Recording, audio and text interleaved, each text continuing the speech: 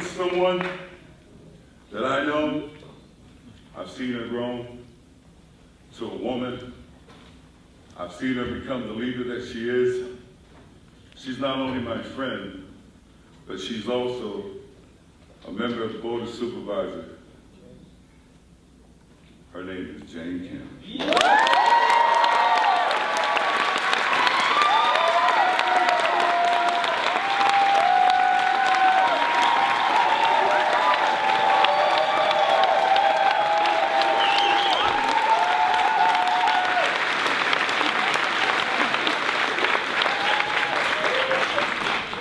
Good afternoon, City College of San Francisco.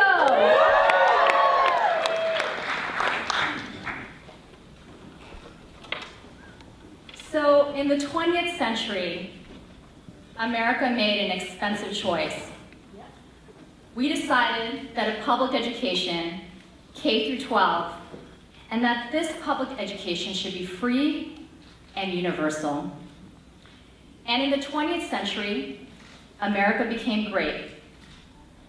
A high school diploma enabled Americans to work good-paying jobs and climb into the middle class. But having a high school diploma is no longer enough to succeed in today's society. The most fundamental challenges in our country today are the growing wealth gap and our shrinking middle class. 40 years ago, middle-class Americans outnumbered those in the low-income and upper-income brackets. Now those who are either low-income or upper-income outnumber Americans in the middle class. And in San Francisco, the income gap between our rich and our poor is growing faster than any other city in this nation. We must reverse this trend, which brings me to community college.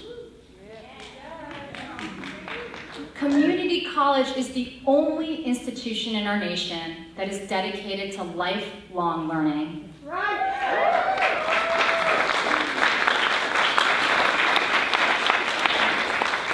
And lifelong learning has never been more important. The job of a mechanic is not the same as it was a decade ago. With the influx of electric and driverless cars, mechanics will now need to know how to fix computer bugs as well as fix a flat tire. The healthcare industry is growing and hiring more workers, but hospitals need people who know how to read cutting-edge instruments as well as work new machines. And warehouse workers in our exploding e-commerce industry are no longer stacking boxes. They are now using computers to manage the robots who are stacking the boxes. Now more than ever, lifelong learning matters. There are many people who are doing perfectly well now and believe they will have their perfectly good jobs 10 to 20 years from now. But because of automation and algorithms, there are no guarantees that today's jobs will be there tomorrow. So whether you are a recent high school graduate, a mid-career adult, or a senior citizen, lifelong learning is the most secure safety net access that we have. And that is community college.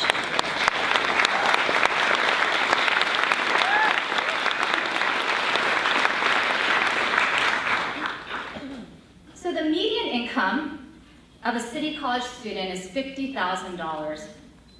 20% of City College students come from the bottom 20% of the income distribution. Yet jobs available to residents with a City College degree is on average $11,000 more than for the same individual with just a high school diploma.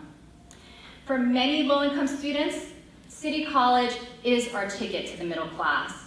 And for middle-income students, City College is our ticket to stay here.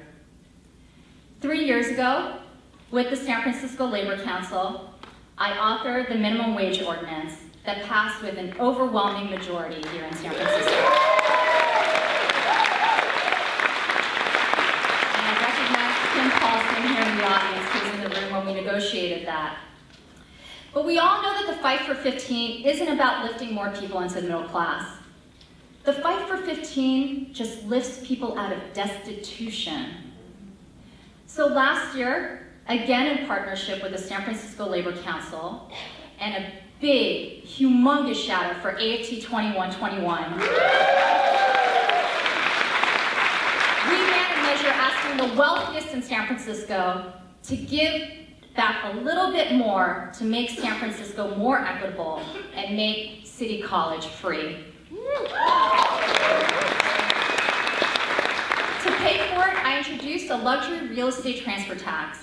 I called it the Fair Share Package.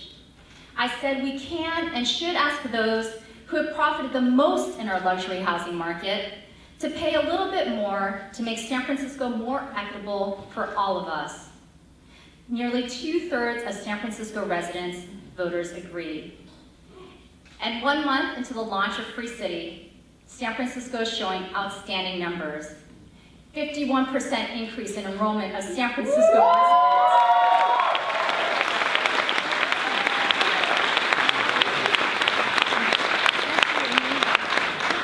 And Free City is doing more. It's creating meaningful jobs, including more teachers to educate more students. This is a dispiriting and heartbreaking time for many Americans, which is why we need to be a beacon now more than ever for the rest of the country about what it means to make America great again. And that making America great again means including all of us and not just some of us.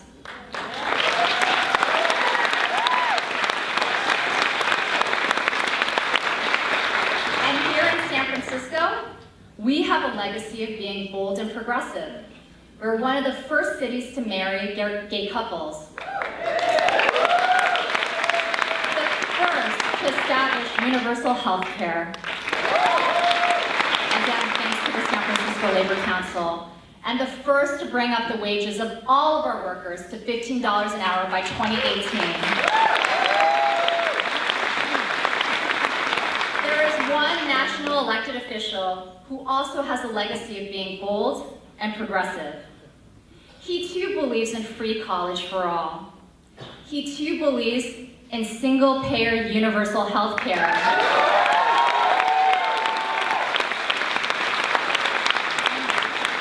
He too believes that housing is a right and not a privilege. And he understands and believes, as the rest of us here do, that the notion that great economic inequality can coexist with great political and social equality is one of the biggest lies. His vision is our vision. It is the vision of the majority of Americans. And so today, I am honored to introduce a folk music cover artist, the 4-time mayor of Burlingame, the junior U.S. Senator from the state of Vermont, who captured the heart of Americans when he filibustered Congress for 8.5 hours to oppose a tax cut for the rich. And then within 24 hours of announcing his bid for the United States presidency, raised $1.5 million. He then went on to raise more money in small individual contributions than any presidential candidate in American history.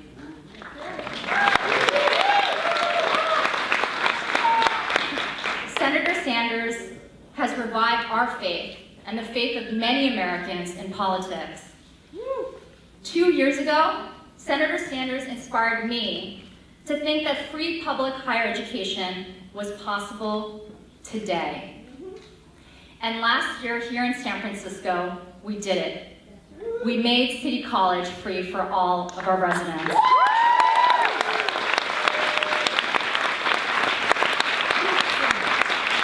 And next year, I'll be asking you to join me in the fight to make childcare affordable for all San Franciscans.